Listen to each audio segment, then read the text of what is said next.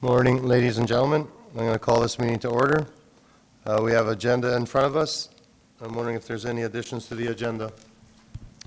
Thank you, Mr. Reeve. Members of council, yes, administration would recommend creating 9.6 infrastructure, and 9.6.1 would be MD terminal construction update, as well as 12.3 and 12.4 advice from officials under closed session. Al, sorry, I didn't get 9.6, sorry. So 9.6 would be infrastructure services, and then the subheader would be MD airport terminal construction update.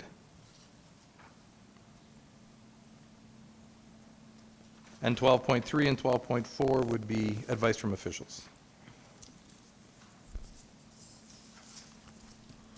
Okay, thank you. Any other additions, gentlemen? Seeing none, I need adoption of the agenda. Thank you, Deputy Reeve Crick, for making that motion. Any discussion? Seeing none, I'll call for the vote.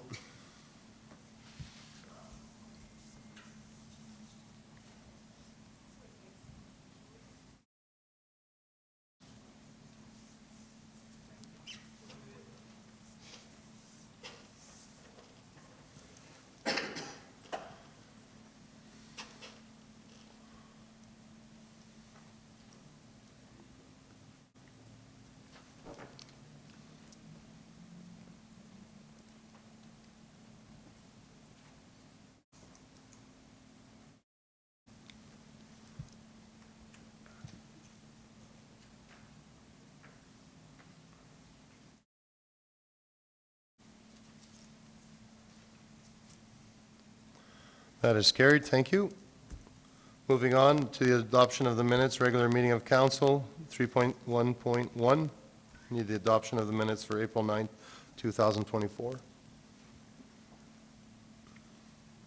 I'll make that motion. Thank you, Councillor Slipchik, for making that motion, adoption of the minutes, April 9th, 2024. Any discussion? Seeing none, I'll call for the vote.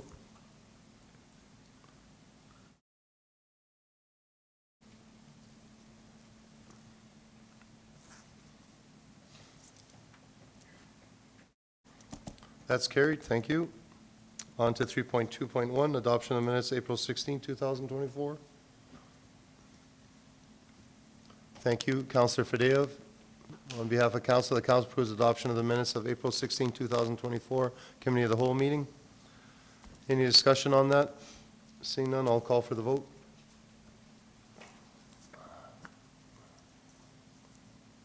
That's carried. Thank you. On to 7.1, development application number 2024.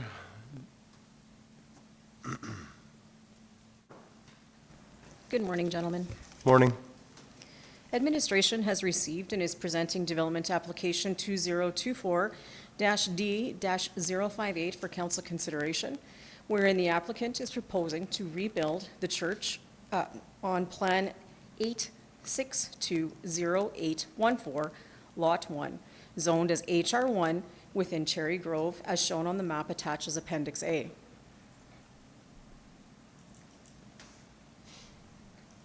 Notification of the proposed development was mailed to adjacent landowners with a deadline of April 5th to submit concerns to be considered at the April 23rd council meeting. No concerns have been received regarding this application.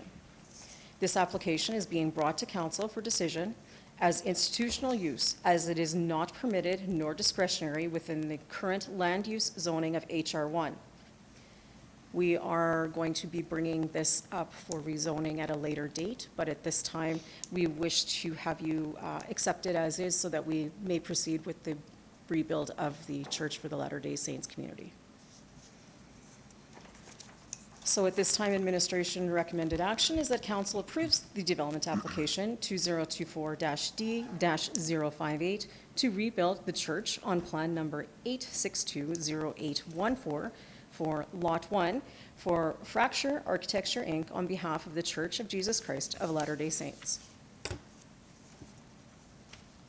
Okay, thank you. Just looking for a motion, gentlemen. Yes? I'll make that motion, please. Okay, thank you, Councillor Fadeev, for making a motion on behalf of council that council approves development application 2024-D-058 to rebuild a church on Plan 8620814, Lot 1 for Faction Architecture, Inc., on behalf of the Church of Jesus Christ of Latter-day Saints.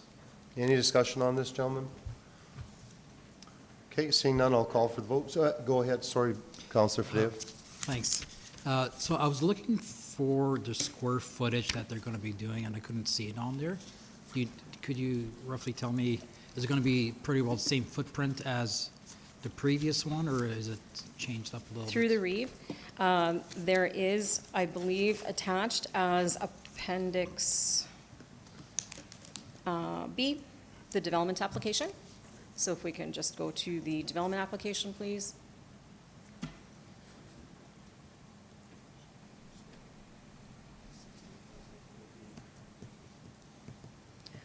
And the square footage noted in there is 16? 16,380, 580. I don't have my glasses. I can't see. Yeah. I'm sorry. Gotcha. I missed it in there. I was looking down on the plans, trying to figure it out, so, okay. Thank you. You're welcome. Any other questions or discussion? Seeing none, I'll call for the vote.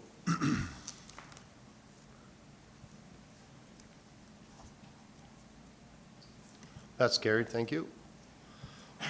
On to subdivision applications, 8-1. Administration has received and is presenting a one-year time extension request for previously approved subdivision application 2023-S-002 for council consideration, wherein the applicant has a conditional approval to subdivide a 10-acre parcel from LSD 3456 to 2361 to west of the 4th Meridian, as shown on the map attached as Appendix A. Subdivision file 2023-S-002 was conditionally approved on April 11th, 2023.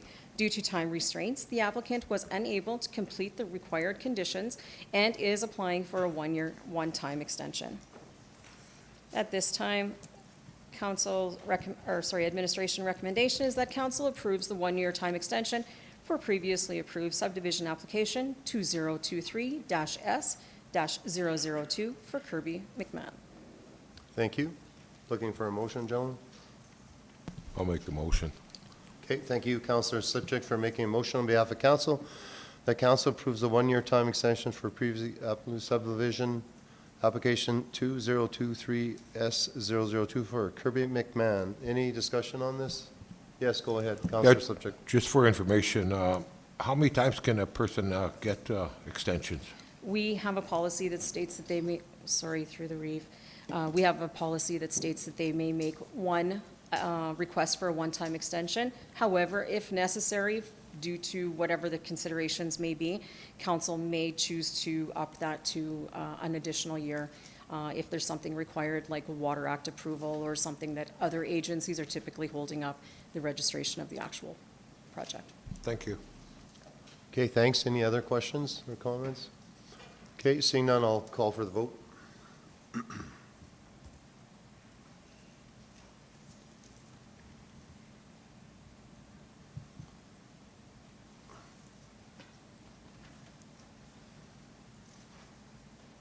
That's carried. Thank you. Thank you. On to 9.2.1.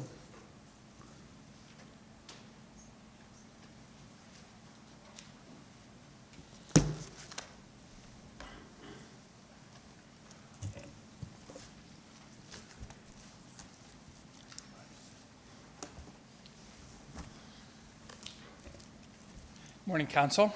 Morning. Taking Brad's spot this morning with the State Infrastructure Report for Waste Services. I'll just start with our RFD sheet. So administration has drafted a report presentation to Council for the 2024 Waste Services State of Infrastructure Report. To summarize for Council, the assets located on 6 landfill transfer sites and 54 rural bin sites. The State Infrastructure Report describes the asset inventory, value, life condition, investment needed to maintain the current levels of service for Waste Services Department. This is a snapshot of Waste Services engineered assets, structures as of December 31st, 2003. The report includes a wide variety of engineered assets that are essentially to providing services such as landfill transfer stations, roll bin sites, and support services for MD provides. The engineered assets are kept in good conditions to very good condition by repairing, constructing, and replacing them to maintain current service levels and through our formal and informal assessments. Assets receive regular maintenance and do not fall into poor or very poor category. The report also includes fleet machinery and equipment operated and maintained by Waste Services Department to provide services to the MD residents. The replacement costs for these items are budgeted through our equipment replacement program. The report provides a basis of recommendations for future long financial planning and financial strategies for engineered assets and does not include any of the fleet machinery equipment. So for discussion of benefits and disadvantages, this report is to provide council with an update of existing engineered assets owned and operated, maintained by the MD Waste Services Department.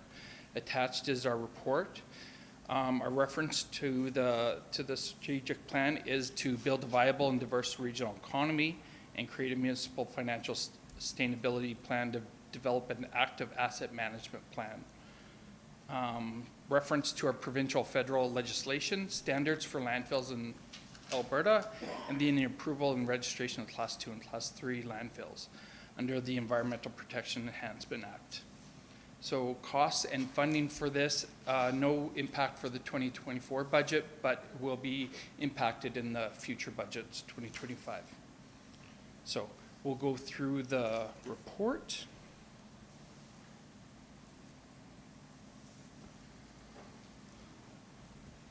Okay. So I'll just kind of roughly go through this report. So the purpose of the status report is to prepare a list of current assets in order for the forecast, estimated replacement, and timelines for the replacement of these assets. To provide a basis for recommendations for optimal asset management and financial strategies. So just to go through our core services at our waste services, we have 6 landfill transfer sites, 54 waste collection sites. That includes the community sites, MD campgrounds, facilities, and community halls.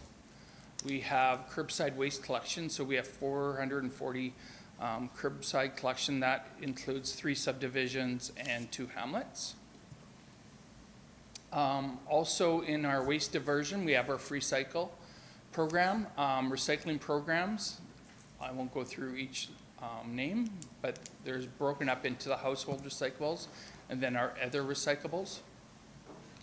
Another program we have is our roadside cleanup program and then our school education program. Okay, so next we'll go through the assets that we're looking to start putting money aside for. So with the asset management team and the manager of waste services, they embarked on collecting the waste services assets September 2023.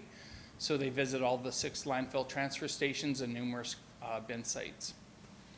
At each of the site, they documented vital information, including names, locations, captured photographs for reference. Additionally, they recorded valuable input and operations from staff members and information about the sites. They compiled the data and documented in an asset registry, which includes most of the waste services and asset inventory. The registry was organized into a spreadsheet format and integrated into a geographic or GIS system for locations. So to go through each asset, we have the landfill offices, portable, and they're all portable. So toilets, Class 3 cells, and for dry inert waste. The trans stores for Class 2 waste, which is an asset of the Beaver River Regional Waste Commission. Waste and recycling bins, stormwater and leachate ponds, driveways, gravel driveways, fences, and gates, the ground monitoring wells, the recycling bunkers, sea cans, 30-yard bins, the gate systems, and then the horse shelters used for recycling. So the active landfill and transfer stations, The regular duties were collection, waste, and recycling. Another is graveling and removal of snow, perimeter fence and gate maintenance, annual ground monitoring, and then storm and leachate management. So here's a list of our current transfer stations: the Ardmore, Goodridge, Hilda Lake, LaCorey, Therian, and Muriel Lake. That is seasonal from April 1st to October 31st. Also for assets, we do have our closed landfills. And in those, we have our 25-year post-closure period, and then the perimeter fence and gate maintenance and annual groundwater monitoring. So these are a list of our closed landfills: Beaver Dam, Fort Kent, Iron River, Old LaCorey, Marie Lake, and Tucker Lake.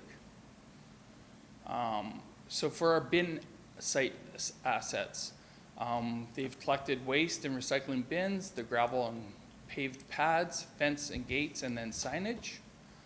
Also, our current activities are 30 community sites, 14 of the MD facilities, and then 10 of the MD campgrounds.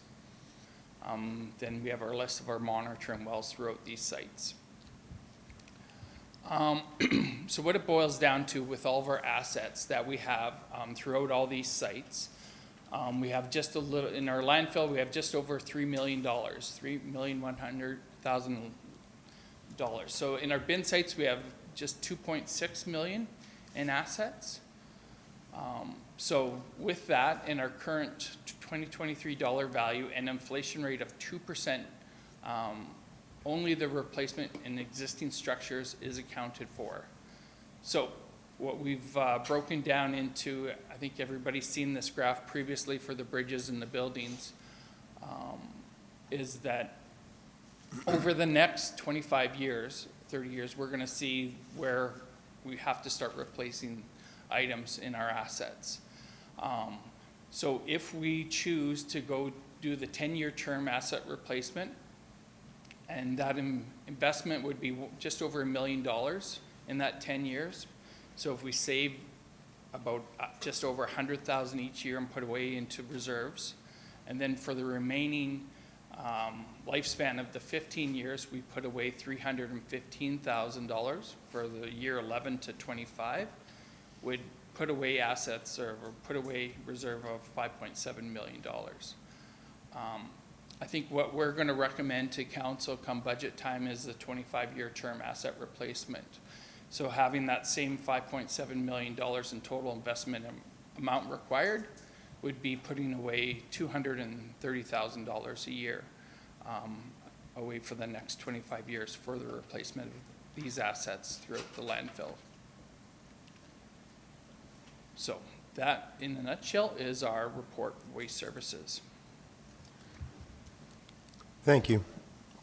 Any questions, gentlemen?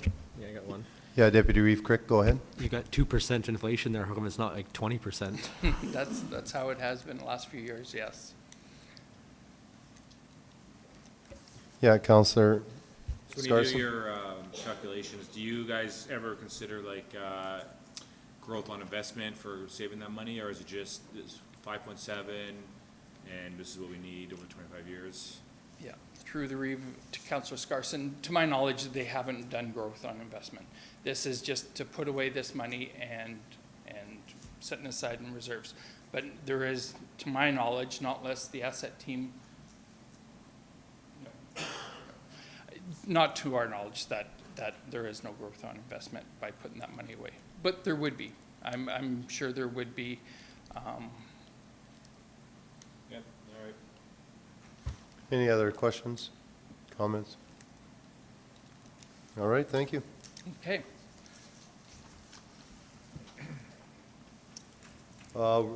Looking for a motion, gentlemen? Okay, thank you, Deputy Reeve Crick, for making a motion on behalf of council that council accepts the 2024 Waste Services State of Infrastructure Report as information. Any discussion on this motion? I'm seeing none, I'll call for the vote.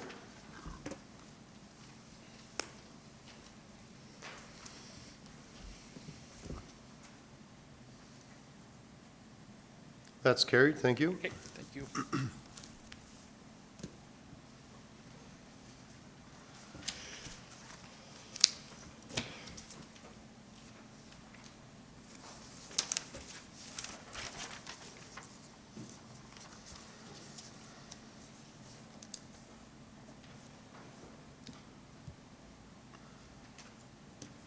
Okay, on to 9.3.1.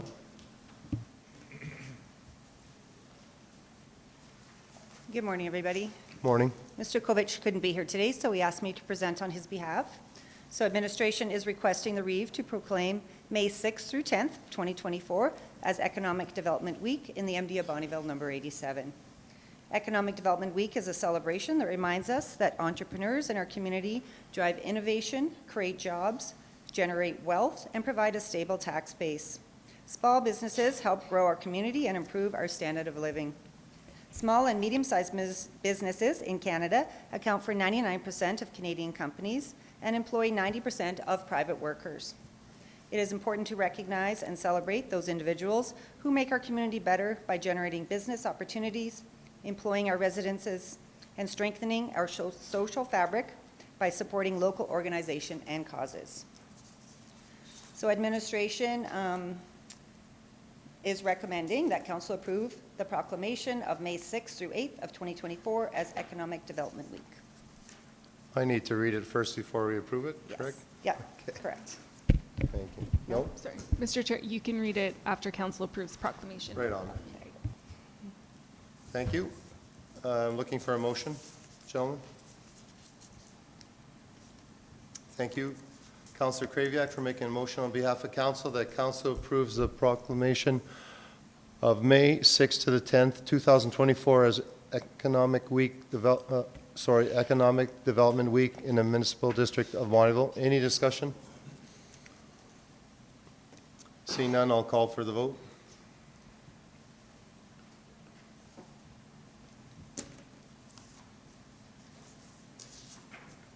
That's carried.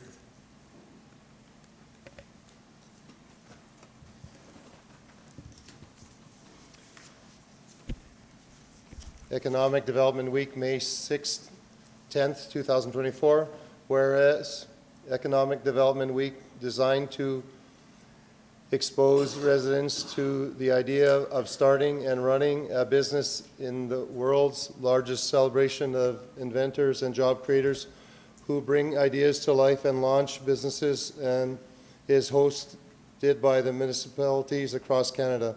And whereas entrepreneurship drives innovation in communities relying on entrepreneurs take risks to introduce new products and services that improve our standards of living for communities like the MD of Bonnyville.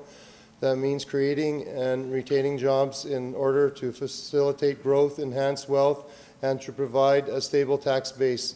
And whereas the Municipal District of Bonnyville entrepreneurs and their businesses look ahead to the serious work of strengthening our economy, and whereas innovation and entrepreneurship are the economic foundation and vibrant and growing communities, we want to acknowledge the success and hard work of our entrepreneurs and their commitment to our community. And whereas economic developers work in the Municipal District of Bonny within the province of Alberta, now therefore I, Barry Klinsky, Reeve of the MD of Bonnyville, do hereby proclaim the week of May 6th to the 10th, 2020 to be Economic Development Week in the Municipal District of Bonnyville to remind individuals that of the importance of this community celebration, which supports expanding business opportunities and making lives better. Thank you.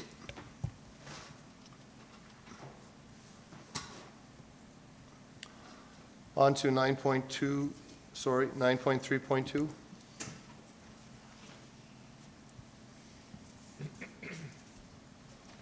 Good morning, Council. Morning. At the April 9th, 2024 regular meeting of Council, administration was seeking first reading and approval for the Parks and Campgrounds Bylaw number 1624 be replaced by the new Parks and Campgrounds Bylaw 1864.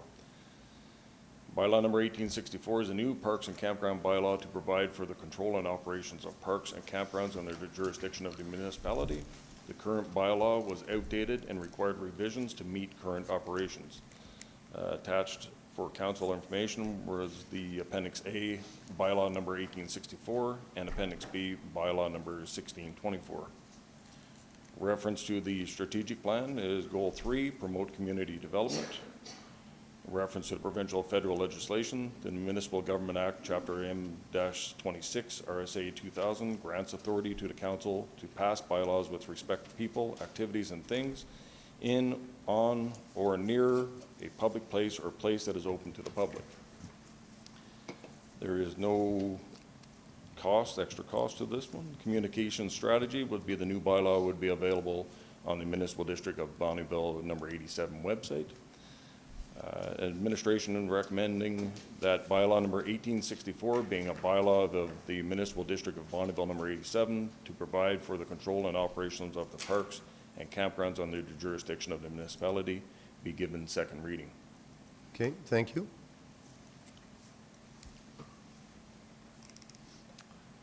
Someone like to make a motion? Yes, Yeah. Councillor Fadеев? I'll make the motion for a second reading, please. Okay. Thank you, Councillor Fadеев, for making a motion on behalf of council. That bylaw number 1864 being a bylaw of the Municipal District of Bonnyville number 87 to provide the control and operation of parks and campgrounds under the jurisdiction of the municipality to be given second reading. Any discussion on this? Yes, Councillor Crick. Sorry, Deputy That's okay. Reeve Crick. Same person. Have you, has there been any complaints ever about cannabis or like marijuana, the smell of it bothering campsites one to the next one kind of thing, or is that not a non-issue? Through the Reeve, not to my knowledge. Okay. Right now, it is restricted to the campsite, same as alcohol type thing, Okay. but not to my knowledge. Okay. Yeah, the reason I brought it up is I see that it's restricted to the campsite. I just got thinking that sometimes the smell loafs around and it might be disturbing people next door, but if it's not an issue, it's not an issue, so I'll leave it alone. Okay, thank you. Any other comments or discussion? Okay, seeing none, I'll call for the vote.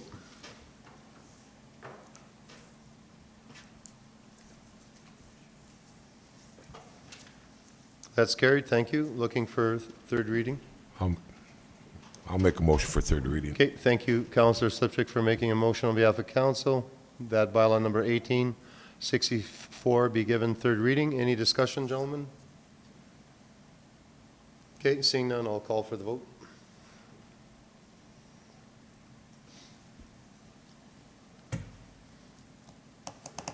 That's carried, thank you. Thank you. On to 9.3.3. Good morning again. Good morning again. Administration is seeking approval for roadway license bylaw number 1865, authorizing the MD of Bonnyville into an agreement to license the road allowance east of the southeast of 36, 63 of 5, in accordance with policy number 3A.018, as shown on the map in Appendix A. The purpose of this roadway license is to be utilized for access to a proposed new pad site at Legal Subdivision 8 in Section 36, 63 of 5. A copy of the application to license was provided to Infrastructure Services and Agricultural Services for review and recommendation, and there were no concern. So administration is recommending that council give first reading today to bylaw number 1865. Thank you. Looking for a motion, gentlemen? I'll make a motion. Thank you, Councillor Sipchik, for making a motion on behalf of council. The bylaw number 1865, being a bylaw of the Municipal District of Bonnyville number 87, roadways licensing, be given first reading. Any discussion on this, gentlemen? Seeing none, I'll call for the vote.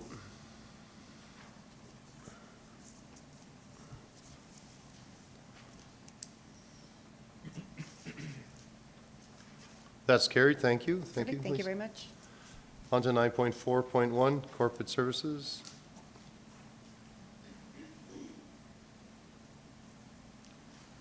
Good morning, Council. Morning. So this is the Corporate Services 2024 First Quarter Report. Please find attached the quarterly summary report for the months of January, February, and March of 2024 for the Corporate Services Department. For the purposes of maintaining transparency, the Corporate Services Department has prepared a quarterly report for the Council for the activities accomplished up to March 30th, 2024. and attached are the appendices for assessment services, finance services, human resources, information technology, occupational health, and safety. So we'll start with assessment services.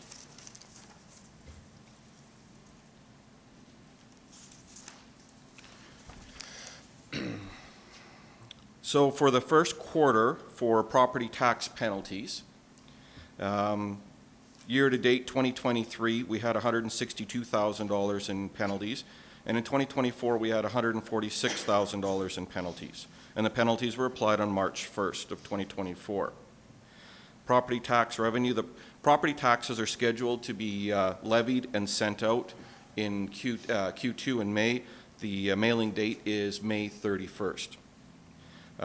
Regarding the property tax payment plan, in 2023, we had 1,239 residential properties on the payment plan, and in 2024, we had 1,265. And on the arrears list in 2023, we had 94 properties to be put on the list, and in 2024, we have 80 properties.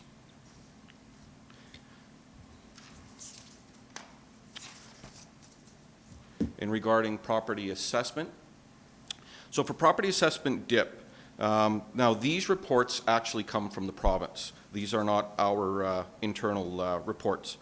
So for designated industrial property, the linear portion, there was $16.8 million decrease in physical growth and $114 million increase due to inflation. This resulted in a net assessment increase of $97.7 million.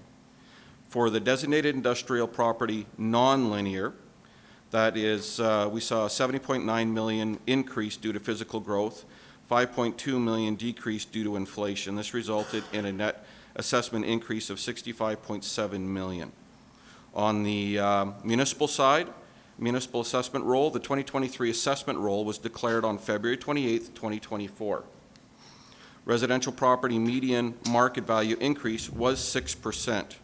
The range of increase was between 0 and 12%, and this was based on our internal report of about 5,000 properties. Overall, in the non-residential market, the median market value increase was 0. A couple of items to note in regards to the report on the designated industrial side. That assessment increase is comparable to saying a house last year was worth $380,000, and this year it's $400,000. It's not new properties, new assets that are on the property. The other thing in the designated industrial property reports, one thing that their report doesn't include is when a facility has equipment shut off. So although the assessment drops, it really doesn't show up in any of these reports. And in regards to municipal insurance expense, the total 2023 was $498,000.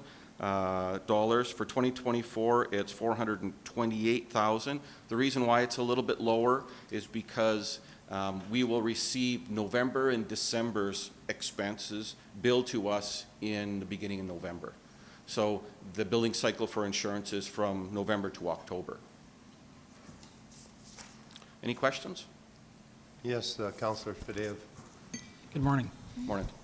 So I know we had or the province had a challenge on the assessment review board, the way we assess some of the wells. How is that going to affect DMD moving in the future here? Through the chair to all of council, is the question pertaining to the 3-year on the wells not being taxed for new wells and what would happen in the following year? No, it was the appeal that So- kind of got, we got hit on that, and I understand it's a provincial one, and so how is that model going to change for us? So moving forward, starting this year, and that's one of the changes that gets reflected in the DIP assessment this year, is that the loss in value or the loss in assessment in the Nabier plant isn't affected in here. There will be a report coming to council in regards to that decision as a Okay. whole. So with that decision, the board's conclusion, we have to take that formula and apply it for this year's taxes. So we'll be bringing a report to council on the whole thing now that it's pretty well all done and tied up.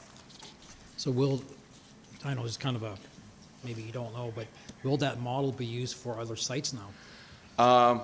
Through the chair to all of council, that is something right now that the provincial assessor's office is looking into. They've been very focused on ensuring that the sandbox of the legislation, regulation, and these board decisions are adhered to. Specific to this appeal, this appeal's reason, or the board's reason for lowering the assessment for the one plant was because there was a cookie cutter plant already there that it was comparable to. That was the framework of the board's decision. So now the question we have as assessors is, are other companies going to take that decision and now find another site that they say is a cookie cutter as well? Right. That part we don't know. Okay. Okay, thank Did I you. answer the question? You did, absolutely. Thank you. Mr. Reeve? Yes, go ahead. Thank you, Mr. Reeve, members of council. There is currently taking place in the province, and I encourage all of council and every councillor to become engaged. I know it's a complicated matter, but the new assessment model review is currently taking place. It will have significant impact on the next 10 to 15 years of municipal revenues across the province.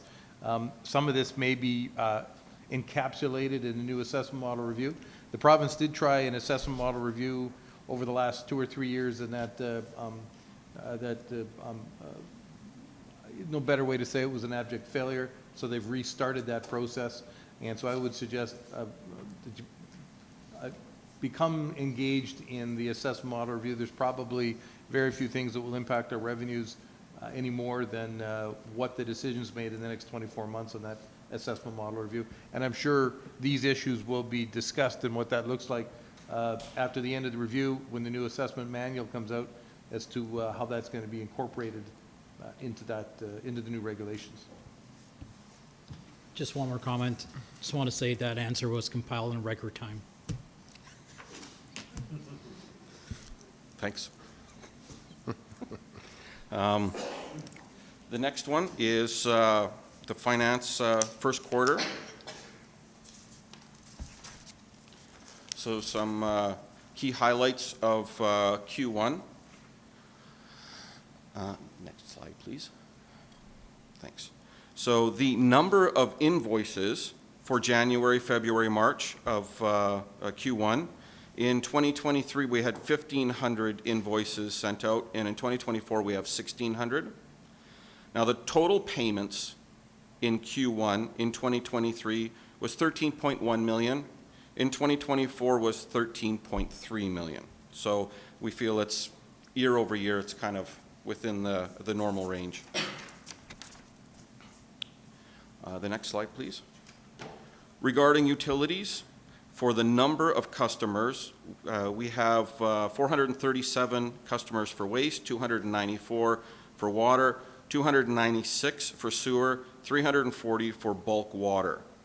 The utilities billed for Q1 was $150,000, and the total outstanding of that billing is $22,000. So the pie chart to the right is basically the breakdown in an age report of that 22,000. What percentage of the 22,000 is in each one of those segments.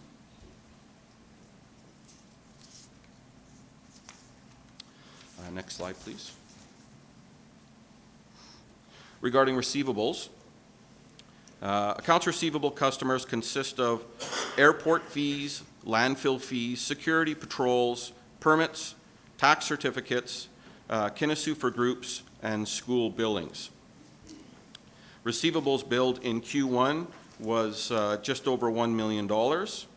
Total outstanding of that $1 million is $288,000. And the pie chart is the breakout of the aging of the $288,000. So even though the pie chart says receivables as of March 31st, that's receivables outstanding as of March 31st. And that concludes the finance report. Any questions? No, thank you. Okay. So the next report will be human resources.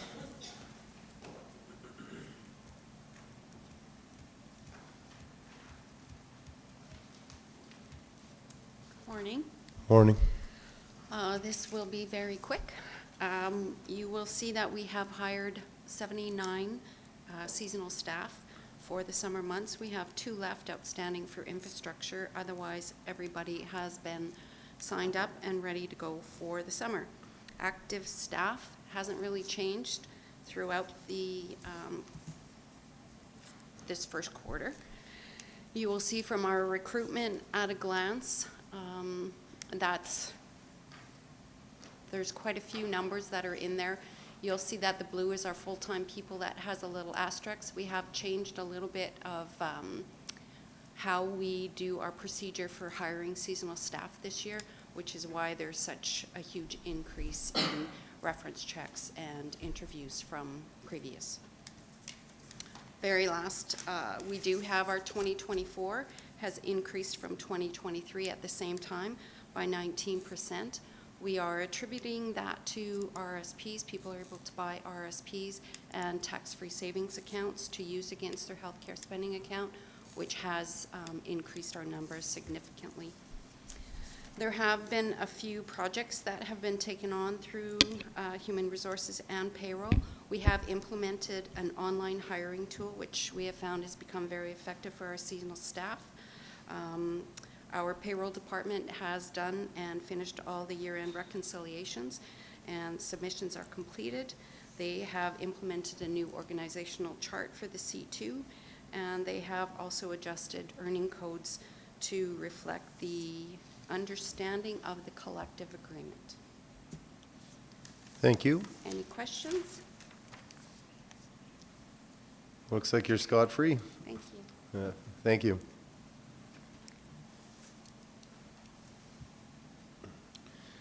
The next item is information technology.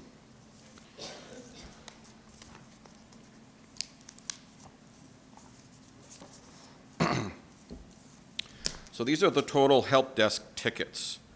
So from Q1 2023 all the way to Q1 2024. So we see that Q1 2024, our tickets are up from Q1 2023. Every help desk service request and help desk issue an item is actually registered in here, which also includes BRFA's tickets with dispatch and ambulance, C2, and also Glendon. So those are all tied in together with those numbers. Next slide, please. Total tickets for first quarter from 2020 to 2024. So for each of Q1 from 20 to 2024, we're roughly, between the 435 to 500. Q1 is, if there's any questions on that, we can bring back some more information on that, but that was also during the pandemic.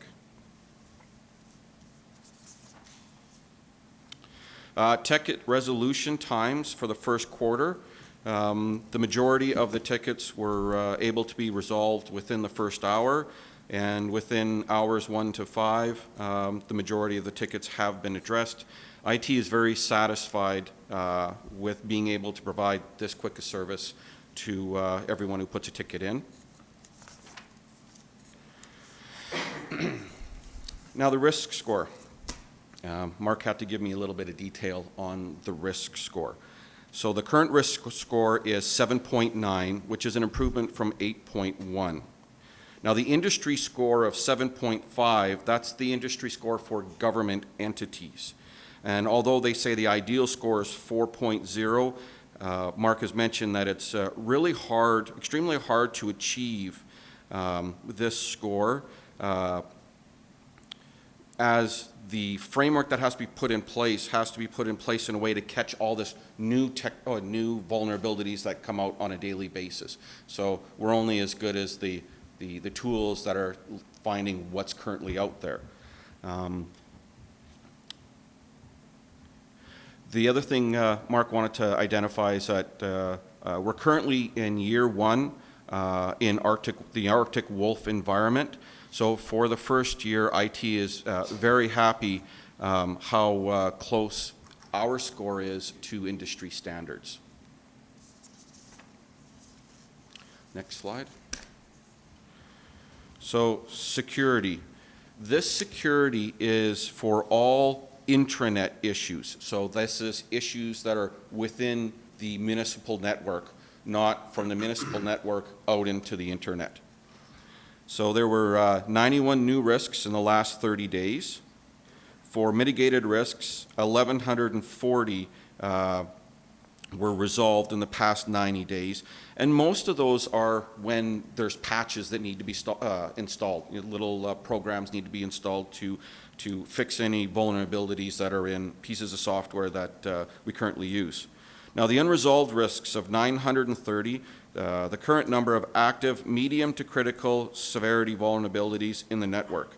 And these ones are risks that are known in the IT world, but there hasn't been a patch or a piece of programming out there yet to fix those. So the one question, the item is regarding in our network and out to the internet. So Arctic Wolf does monitor activity to the internet from internal and can address any suspicious activity. So for example, if there's something that looks outside of the normal framework that could be a risk or vulnerability, Arctic Wolf can shut that down relatively quickly. So there are things in place to ensure that if there's any internal risk, that it's captured before or addressed as it's going out. Next slide. So the security coverage score. What is our security coverage, or what is our coverage score? Our coverage score represents key security metrics as well as how well our environment is engaged with the management, detection, and response services. The coverage score is comprised of 4 components: configuration, monitoring, ticketing, and external scans. Our score is 100%, which means Arctic Wolf is covering 100% of our system, monitoring every part of our internal system.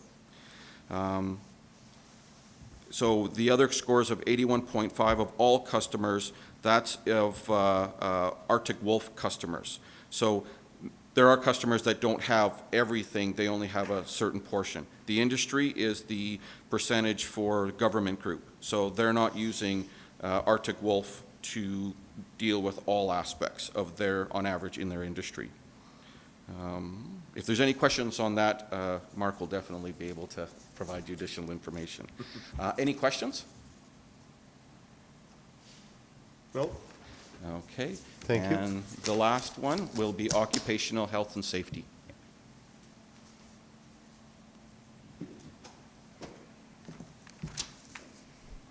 Good morning. Good morning. Council.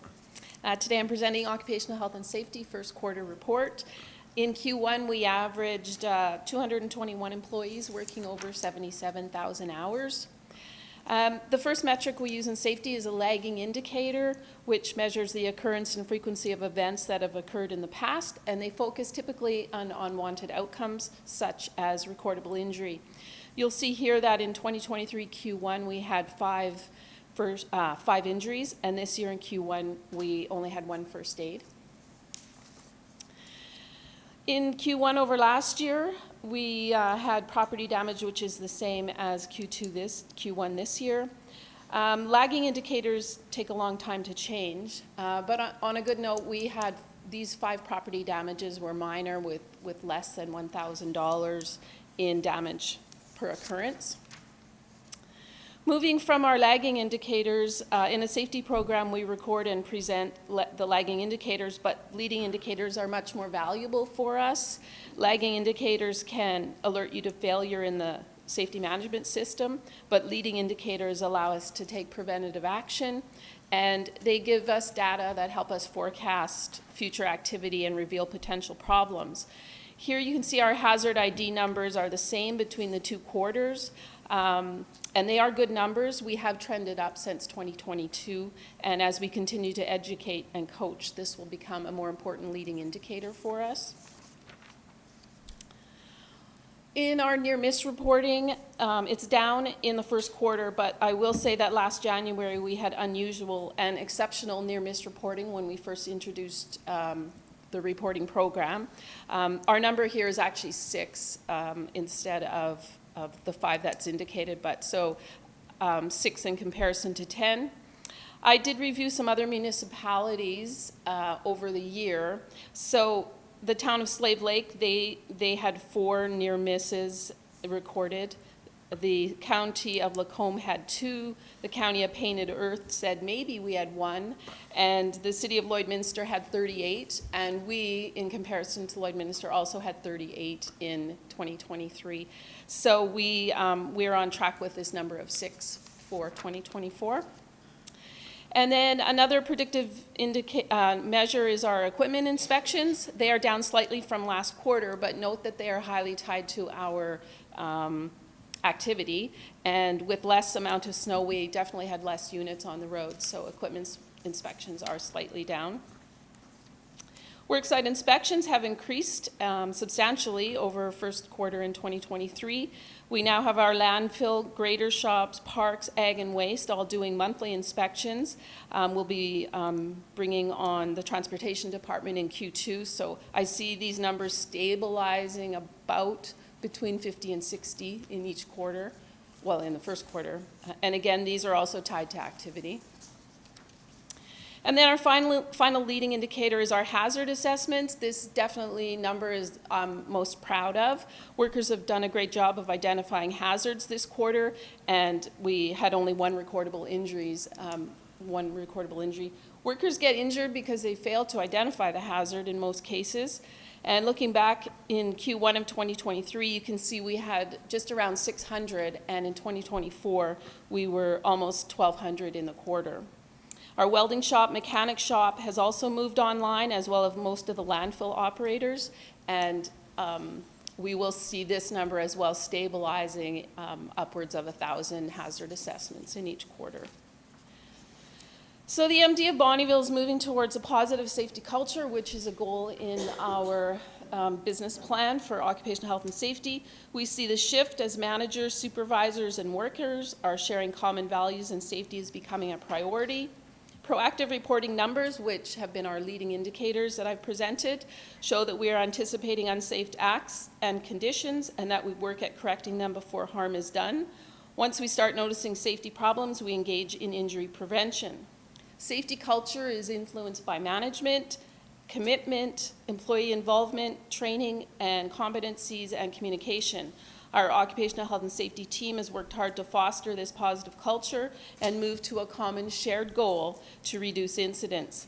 In my department, I focus on that we don't measure the absence of injuries, but instead we focus on the presence of safety. So very proud with the trend that we are heading to. Thank you. Thank you. Any questions? Awesome. Thank you. Thank you so much.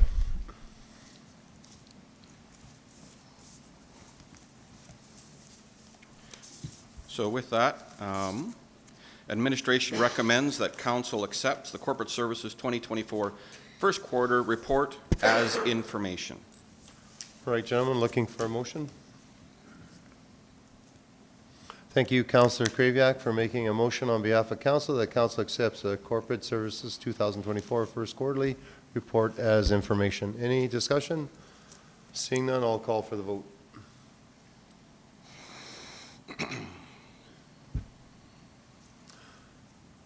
That's carried. Thank you and well done, everybody.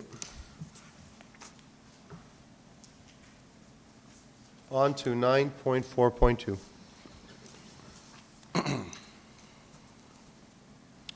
This is bylaw number 1862, the 2024 tax rate bylaw. Administration hereby presents the 2024 tax rate bylaw. Section 353 of the Municipal Government Act, MGA, requires municipal councils to annually pass a bylaw to raise revenues to be used towards the payment of municipal expenditures and transfers defined in the budget and the requisitions. The bylaw shall meet the requirements of Order in Council 121-2021, annexing land from Improvement District number 349 to the Municipal District of Bonnyville, number 87, and dissolving Improvement District number 349 and MGA Section 358.1 maximum tax ratio. Council has estimated $105,574,396 to be generated from municipal taxes to fund expenditures for 2024. Administration hereby presents bylaw number 1862, the 2024 tax rate bylaw, Appendix A, with the following tax rates. Residential 2.86240, farmland 5, non-residential vacant 14.312, residential vacant for the order in council 10.01840, small business within the MD 11.44960,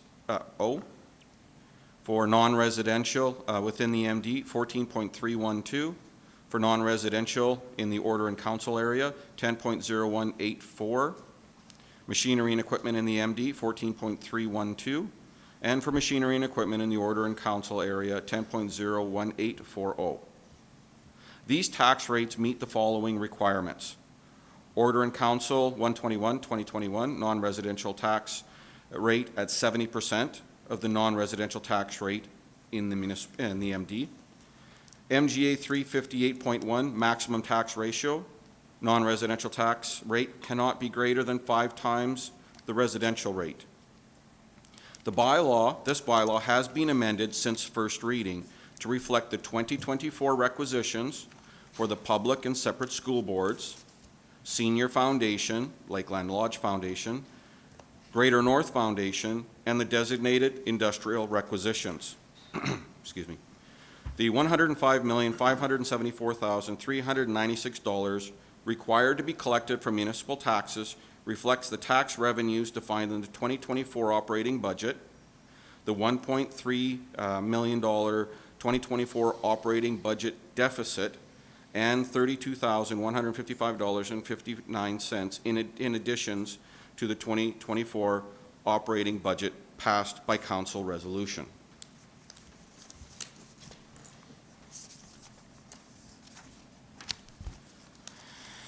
Reference to the legislation, the MGA sections 353 and 358.1, and the order in council 121, 2021.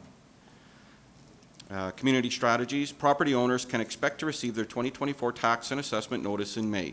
Administration will also provide notice of the 2024 assessment and tax notice mailing in the local newspapers, on the municipal website, and on social media.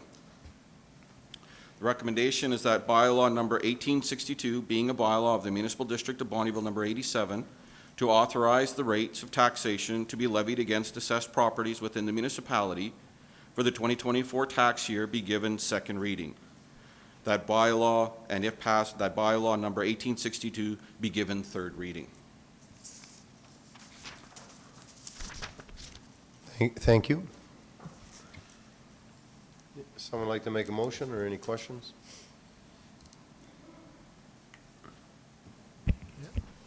I'll make a motion for second reading.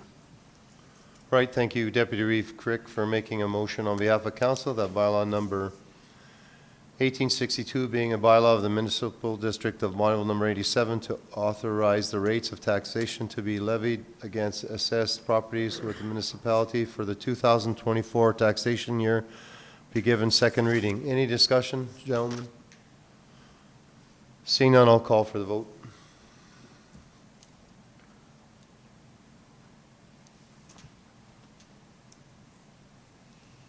That's carried. Thank you. Looking for third reading. Thank you, Councillor Fadea, for making a motion on behalf of council that bylaw number 1862 be given third reading. Any discussion on this motion? Seeing none, I'll call for the vote.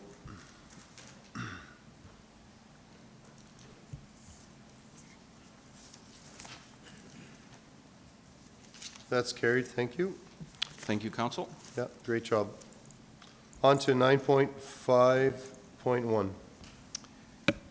Thank you, Mr. Reeve. Members of council, 9.5.1 is an invitation by École Notre Dame High School for their graduation ceremony, May 24th and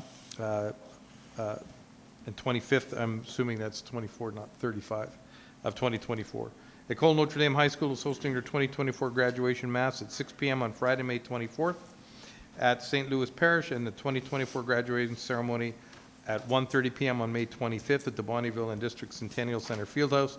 They have invited the Reeve or delegate to attend the mass and ceremony and have requested a pre-recorded video message for the graduates to be included in the ceremony.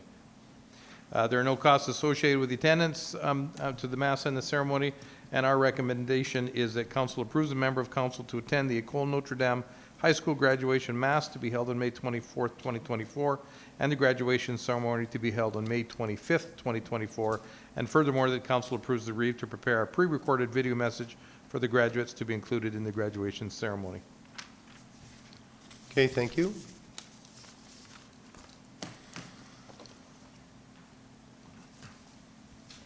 Okay, I can attend. Does anybody else like to attend? We're good? Okay, and I'll make out a thing. Okay, good. We don't need a motion for that? We prefer. Sorry? Yeah? I'll make the motion for you to attend, please. Okay, thank you, Councillor Fadeev. I'll just back her up here.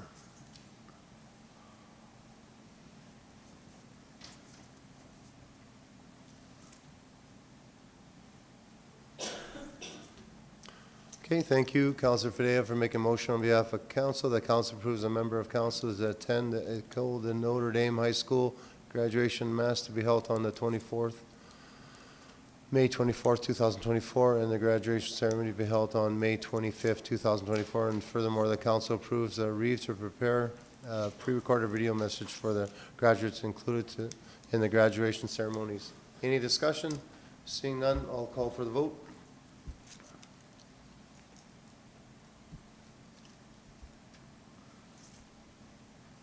That's carried. Thank you, gentlemen. On to 9.6. Good morning. Good morning, Mr. Reeve, members of council. I'm here with an RFD for the MD Airport Terminal Construction Update. Infrastructure Services released a request for proposal for a design build of the MD Airport Terminal building. All four proponents were significantly over the approved budget for the construction, and administration subsequently canceled the tender on Alberta Purchasing Connection. Average price from the submitted tenders was $1,768,150, and said handouts to be provided. At the time of writing the RFD, I thought there would be some handouts, but there are none at this time. As the submissions were all over budget, administration explored alternative options. One, self-performing the construction, and after review of the material and contractor cost, this option had no cost-saving opportunities. Option two, renovating the existing terminal building with an addition. Considering the age and style of the existing building and that asbestos-containing materials were used in the building construction, this was deemed to not be a feasible option. Administration attempted to solicit outside funding for the construction from industry partners. However, no additional funding was committed. Administration is offering some additional options for council's consideration. One, leave the terminal building as is and cancel the project. And two, resubmit the design build RFP and increase the budget for construction in 2024. Reference to the strategic plan under Goal 1, building a viable and diversified regional economy, the objective long-range airport expansion plans. The cost and source of funding, for option 1, there is no budget impact.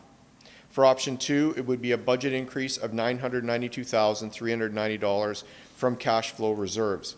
And that's broken down to the average cost of $1.7 million plus a 10% contingency on the average price, which is $176,000. Total funds required is $1.944 million. The 2024 capital budget already has $952,000 in it, and the increase in capital budget required is $992,390. Communication will depend on the direction of council and its administration's recommended action that council approve an unbudgeted expenditure in the amount of $992,390 for the new airport terminal construction project to be funded from cash flow reserves, and furthermore, the council directs administration to reissue the request for proposal for the design build of the building. Thank you. Yes, Councillor Fadeev. Good morning. So have we thought about at all about kind of recouping some of our costs in this new build in regards to commercial landing fees, and let's call it a terminal improvement fee? You know, we see all these extra fees everywhere, you know, tire recycling fees and all that kind of stuff. Is that a common practice across the, I guess, the airline industry? Because I know these improvements are going on everywhere, but obviously somebody's paying for them. But the question is who is, and obviously it's the people that are landing and leaving, right? Through the reeve to all of council, I've done a review of many of the airports in Alberta. Their landing fees, that's where they recoup their costs from. Their landing fees vary.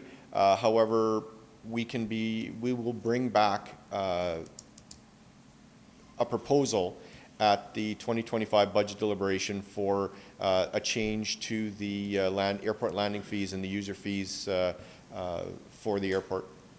Yeah, but it's just more in line with the commercial line of it. That's who was, you know, kind of asking for the changes. So, you know, we're doing these changes. I don't want it to impact the regular user as just going into their building, and so I don't want it to impact all the landing fees, but people that are using the terminal for specific reasons, you know, I mean, they never came to the table. They asked for changes. They never came to the table.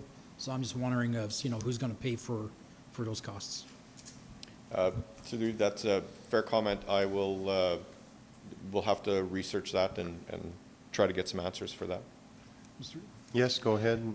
Thank you, Mr. Reid, members of council. To Councillor Fadeev's question specific, so any money captured through landing fees would cover the operating costs. They wouldn't go to capital because that would be a separate, I guess we'd have to define what commercial is. I know that the new landing fees that the department is currently working on will separate aircraft type. So for example, any airplane that weighs under, and I don't know the exact numbers, but I think it's 4,000 pounds, the landing fees would be minimal, and then it goes up from there into airplanes that weigh over 12,500, airplanes that weigh over 44,000 pounds. Those typically would capture commercial type aircraft. The Dash 8 that comes in for Cenovus and Imperial Oil would pay more based on the aircraft weight. But again, those capture operating costs. They don't actually capture capital. We worked and attempted to work with one of our industry partners for all of last summer. They kept putting us off until they finally gave us an answer in the fall that they were not interested in being involved in it, even though they wanted the terminal building to be expanded to 100-person capacity from its current. They weren't prepared to put any money in it. Landing fees in the province are all over the map. It depends on, you know, we couldn't really compare ourselves to a Lloydminster. Lloydminster Airport is a certified airport. We're just a registered airport, and there is some significant differences in those two things.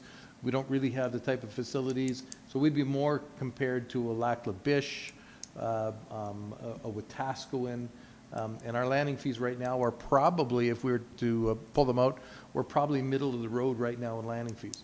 The problem with landing fees is how you capture them. So we right now use a radio where we have a recording, and then one of our staff member takes the recording.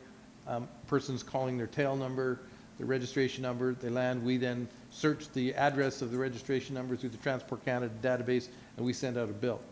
To capture even more starts requiring a person at the airport, like an actual airport manager, an airport monitor, and by the time you're done and you pay salaries, you've spent more money in salary than you've recouped in landing fees. So having somebody there all the time is not worth it. So we don't capture everyone, particularly foreign registered aircraft. When there's an N registered airplane, which would be an American airplane that comes, we have no way to capture the landing fee off of those people. Many municipalities also use, we don't own the fuel, which is part of the issue. Many municipalities have an automatic 3 or 5% per liter airport usage fee tacked on to fuel, and they don't charge a landing fee because that's recaptured. Most airplanes at some point put on fuel. So the landing fees and the airport operating costs are captured through the fuel.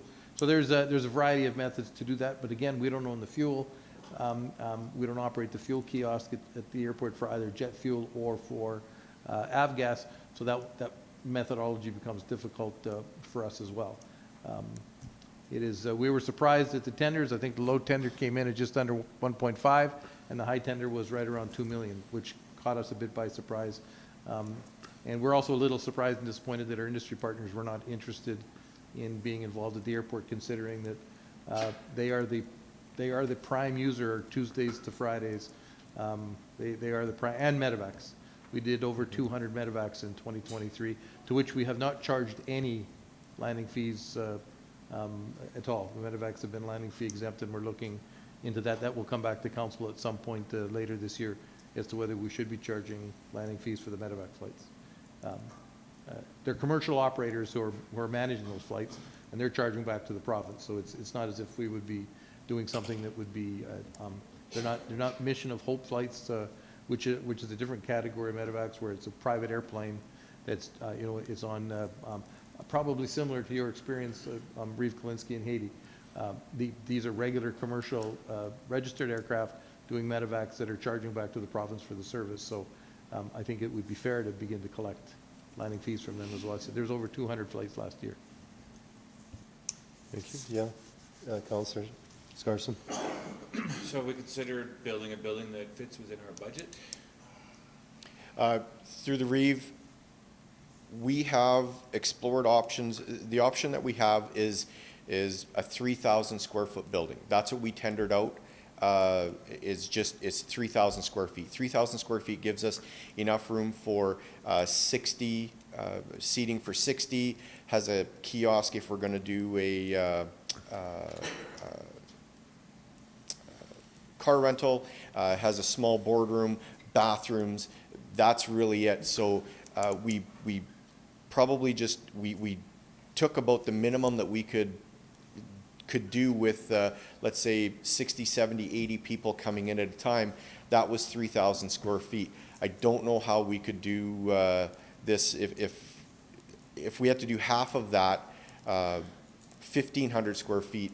We wouldn't be able to accommodate what we want or what we have for users in 1,500 square feet. So, like, to accommodate for who?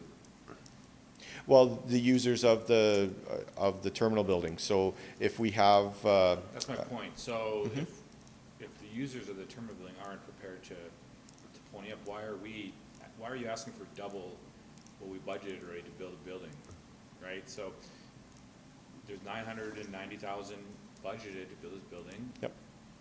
To me, that's what we built the building for. And if it means we only build 1,500 square feet, then so be it, right? That's my opinion. Okay. Thank you, Councillor Radeyev, and then Councillor Krivyak. Yeah, I don't think we ever budgeted for this. We have money left over from the last project we did, so there was money that was left over. That's kind of what that is, but we did kind of want to keep it within those lines for sure, right? So it wasn't extra money that we pulled out of it for that term. So I just kind of turn back into the have we kind of, so these industry partners, I see them, cutting a lot of checks by some big dollars into housing for different communities, into naming rights for, hockey rinks and all that. Have we kind of explored the sponsorship end of it as far as, naming rights? And will those naming rights, will there be enough in that for them to use it as a different line item for, it's like every budget, right? Maybe they don't have money for a project terminal, but maybe they have money for a naming rights or advertisement project. Yes, go ahead. Thank you, Mr. Reed, members of the council. Just a couple of points. The users of the airport, the primary users, our industry partners, I would remind council, pay 80% of all of our taxes. So they are contributing monetarily to the MD. I think the issue in terms of sponsorship, naming rights, et cetera, at some point I believe this needs to become political, where the Reeve and council need to be involved in terms of reaching out to, we've tried to do it administratively. We've had multiple meetings, in particular with one of the major users, and we didn't get anywhere at the administrative level. I think at some point, if we want to go down that road, I think that is going to require a political, because we can only push things so far as the CAO and as the general manager of infrastructure. I don't know that they take us as seriously as they take a letter from the Reeve or a phone call from the Reeve and the deputy Reeve. So I think that's an area that could yet to be explored, is how political do we want to make it. In terms of building the building smaller to our needs, the 3,000 square feet is only 1,000 square feet bigger than what it currently is. We literally have one small washroom in the terminal building today, literally one. It does not, when the Dash 8 particular comes in on Tuesdays and Wednesdays, there's 45 people waiting to get on, and there's 45 people getting off. So we have an influx at that point in time of 100 people milling in and about the terminal building with one washroom. There's no other washroom facility on the field. There's no outhouses. There's no outdoor facilities for most of the passengers. So we end up in a situation where 3 days a week we've got a significant backlog, and it's not a commercial. That particular building was not built. It was built in the 80s. It's a 50-year-old building, I would add. When it was built in the 80s, it was not built to today's commercial code. So we don't even have handicap access for washroom in the building. So there's a bunch of things that require it to be slightly bigger than what it is. And again, we're only 3,000 square feet. We're only talking 1,000 square feet bigger than the current building. We were surprised at the pricing. I'd be the first to admit that caught us all by surprise. We thought easily a 3,000 square foot on-slab building would fit underneath $1 million budget. It didn't. All of the tenders were significantly over budget. If we were to build a smaller building, I would suggest that we just renovate what we have at that point, because there would be, I don't know, tearing it down and building a building the same size, I'm not sure that would be my recommendation at that point. Thank you. Councillor Craven. Thank you. I think it's a lot of money that's unbudgeted for, and I think the best decision, in my opinion, would be to bring it back for 2025 budget deliberations, and this we can have the landing fees sorted out, and I think industry should pay for some of this as well. Thank you. Thank you. Councillor Fadeev, then Deputy Reeve Crick. Yeah, I do hear Mr. Hogan's, saying that this is industry and the amount of, taxes we're getting from them, but it's also, there was a different management style before with our municipality, and that's why we took it over, and we did do a lot of improvements on it. And again, I gotta remind everybody, this wasn't a request from anybody else but industry for the improvements. So that's kind of, we're just listening to them, and that's all. Just trying to meet a need. And I mean, the improvements that we've done have been fantastic, and to greater standards. And you guys did our administration did a fantastic job with it. But again, somebody's got to pay for some of this moving forward. Thank you. Deputy Reeve Crick. Yeah, I guess I'm not in favor of going forward with a new build here, given the price and that it's unbudgeted. So I'd be in favor of bringing it back to 2025 budget with, as Councillor Kriviak specified, with complete plan of expenses and fees and everything. So. Yes, Councillor Scarson. Yeah, so, Al, can you just give us a brief, you talked about the fuel, so who looks after the fuel out there right now? So currently, through the Reeve to Councillor Scarson, so currently Avgas is managed by the Bonneville Flying Club, and jet fuel is managed by the Bonneville Air Services, the egg sprayer at the far east end. So they manage the jet fuel, and Avgas is managed by the Bonneville Flying Club. So whenever, let's say, a Cenovus or whoever comes in, they will buy it off of them? Typically, well, if Cenovus needs fuel, and typically they don't buy a lot of fuel, they probably got their own fuel where they're coming from. But if they did need jet fuel, for example, either the King Air, the 1900, or the Dash 8, it would come from the Bonneville Air Services. That would be jet fuel. They wouldn't use avgas. I don't think there's too many of those commercial flights that are piston engined. They're all typically turbine, which would use a jet fuel. So they would come from the Bonneville Air Services. Thank you. Any other questions or comments? I'd just like this, we do have an industry committee meeting that we do meet with them, and we did the last couple of meetings ask if there's any support in funding for or naming rights, so we did ask as council with admin to, and there was nobody that really bit, nobody that was interested at that time. So I can reach out again on behalf of council here and see if anybody's interested. Yes, go ahead. Yeah, I think it's fair. I mean, it's one of those things where just, I guess we just put a bunch of porta potties for them to use, and hopefully that works for them at -40, so we'll see. Thank you. Yeah, Councillor Subject. Yeah, I think this is something we have to keep pursuing here and go forward on, because we're going to see more activity coming, and we do receive a lot of tax from them. They help us with paving roads. They've been paying some companies and all that. Like, we got to give back too and support them in the area so they continue staying here and working in our area. So I'd like to see this airport terminal go forward. We've been on it for what now, 2 years? Yeah, and on that, I'd like to see this go forward as well. I think the industry in our area, they give tons throughout the whole area, and they support us continuously. So I'd like to see this go ahead. All right, would someone like to make a motion, or? Well, I'm going to make a motion for option 1. Okay, thank you, Councillor Slipchik, for making a motion on behalf of council. That council approves the unbudgeted expenditure in the amount of $992,390 for a new airport terminal construction project to be funded from the cash flow reserves, and furthermore, that council that directs administration to reissue a request for proposal RFP for the design build of the building. Any other discussion on this?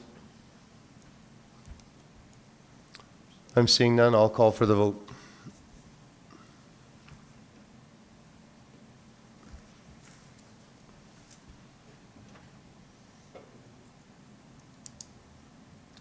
This is defeated.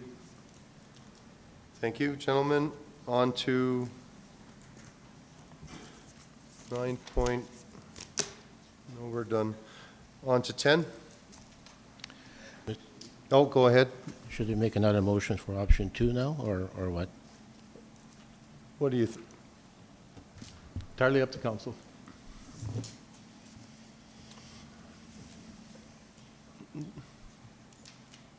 what's option? Look it up. Option 2 is to bring it back to budget. It's up to you. If you want to make a motion, go ahead. If anybody wants to make a motion, if not. Yeah, I'll make the motion for option number 2. Okay, thank you. Councillor Swaggart? Who? Ah.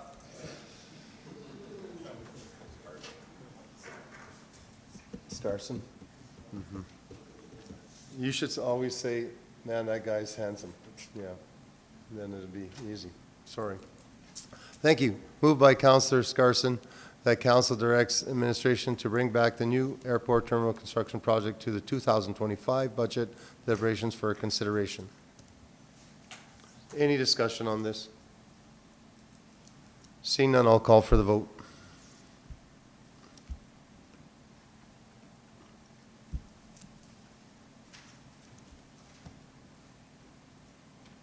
That's carried. Thank you. Now we're going to 10. Thank you, Mr. Reed. Members of council, correspondence, you can see the list in front of you. RMA, the Water Shortage Response Plan Template and Guide. We have had multiple discussions amongst staff about our response over the next few months in terms of water and the situation in the province, particularly in our region. Some other emails, some invitations from the town of Bonneville to the Workplace Injury and Disease Day of Mourning event. A thank you letter from the Village of Glendon. We have approached them and the two summer villages regarding a joint assessment review board and joint subdivision development appeal board, and I know Ms. Severn is working on that as we speak, and it's coming along nicely. The email from the Tribal Chiefs Employment and Training Services Association and the council action report. Thank you, Mr. Hogan. Any discussion on this? Seeing none, I'm looking for a motion. Yes, thank you, Councillor Kraviak, for making a motion on behalf of council. The council accepts the following correspondence as information, 1 through 7. Any discussion on this motion?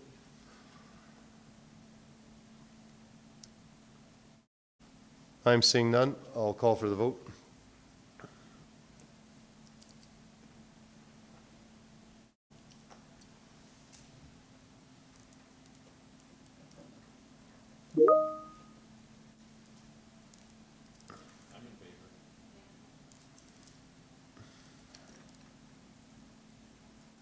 That's carried.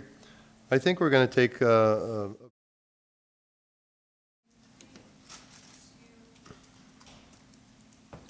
right, welcome back. We're going to do council action reports. Committee reports. Yes. Thank you, Mike.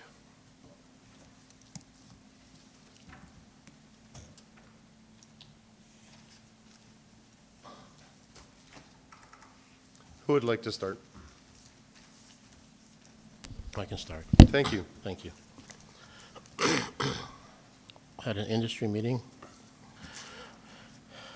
A very good meeting, discussed things like road bans, road use agreements, dust controls, and good cooperation from industry in that part.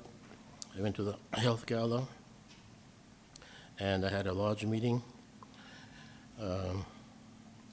Interesting fact, the Bonnie Lodge was built in 1960, and at that time it only had 32 rooms. Business as usual.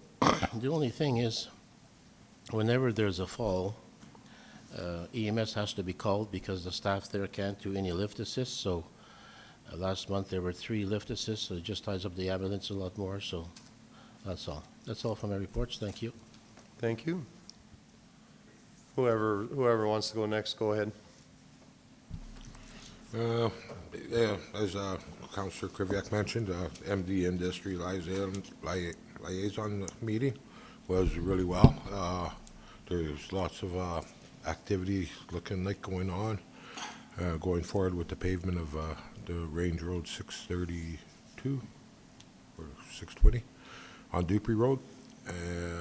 They're appreciative of the fact that we work with them and help them in all their requirements, and it was a benefit for the community. As well, I've gone to the Bonneville Health Gala. Dinner was on Saturday. It was a really nice event, good turnout. I believe a good outpouring of funds for the hospital to help us with our local residents and everyone. As well as I went to Lakeland Lodge housing meeting, and Councillor Kraviak filled you in on that as well. And Laura board meeting I had. Good event. We're not gonna have no meetings because with the spraying and seeding there, they're getting their plots going there at Fort Kent and Smoky Lake and Knockfish. As well as there's on Saturday, April 27th from 9 till 3. They got a little course on at Fort Kent Community Hall about no-till vegetable gardening. I think it'd be very interesting for those ones that are into gardening and everything to attend. And that's pretty well all I have. Thank you. Yep. Well, I don't really have anything to report because we had the Alberta Winter Games tour and the BRFA meeting scheduled on the same day, and I ended up getting called away to Edmonton, so I couldn't attend, but I think you were at both of those, so Yes? you can do my report for me. Okay, thank you. On the 11th, I had a men's mental health focus group meeting. It was with Bonnyville FCSS. Just kind of trying to bring some attention to, I guess a lot of men don't want to necessarily talk about mental health, or might be struggling with suicide or something, stuff like that, don't want to bring it up. So just trying to see if we can raise awareness for that and help out in that situation. On the 12th, Northern Lights Executive Meeting that was hosted here at the Bonnyville Library, so didn't have to go too far for that. It was kind of nice. The Northern Lights Library system is the whole northeast portion of the province, so often drive quite a ways for those meetings, but it was here in town, which was kind of nice. 13th was the Health Foundation Gala, and on the 15th we had a Chief Officers Meeting, and I think there was some concerns brought up about water usage or not water restrictions, but I think that's already been addressed. Yeah, the 18th was a BRFA meeting, and then also on the 18th was a Chamber of Commerce board meeting. That's it for me. Thank you. Yeah, not too many committee-related meetings, but have been busy. So just one of the couple things that we met with the Minister of Indigenous Relations yesterday with Councillor Slipchuk and Mr. Hogan. You know, there's a project that we're working on that we supported last time around, and it was very positive, and I feel very optimistic to where this is going to go, and they're trying to help us, and we'll find out here in the next couple of weeks where this is going to land. And we also had a chance to ask him about the question about water renewal agreements. So there's something that they weren't aware of as well. So it was a great meeting. Super nice fella and just very open, and they seem to be definitely on the ball of what's going on with a lot of different issues that we have. Thank Okay. you. Okay, thank you, Councillor Fadeev and Councillor Slipchuk and Al for attending that yesterday. Thank you for a good job on that. On the 10th, I had a NAGO meeting, and I went with the mayor of Bonneville down to Lac La Biche, and I think the big thing on the agenda there was Highway 28, and everyone was noticing, as we do, that there's nothing that's on the budget for 25 or 26 yet, so big concerns, but we're still lobbying the government on behalf of the whole areas, and what I like about that is there's some people that Highway 28 don't affect them, and they're still on board with us, so that's pretty cool. Pretty cool. On the 12th, like you guys all mentioned, we had Donnie and Mike mentioned we had an industrial committee meeting with them, and yeah, it was a good meeting. 13th, we had, that was the gala, correct? 13th? Yes. Hospital Gala, I'd like to thank everybody in the whole community for reaching out and giving to that event for our hospital. On the 15th, we had a chief's officers supper. All the chiefs from the BFRA were there. They had some of their, they mentioned some of their concerns and stuff. Pretty good meeting overall.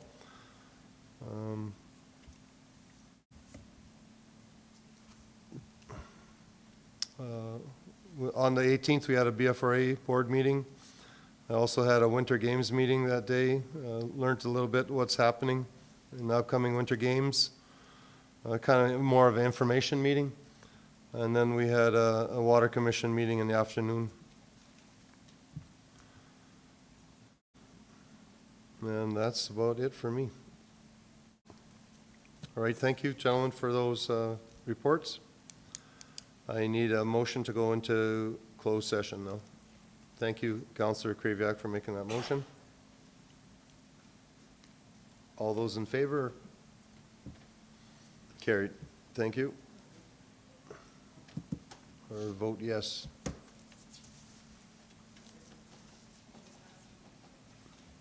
Carried.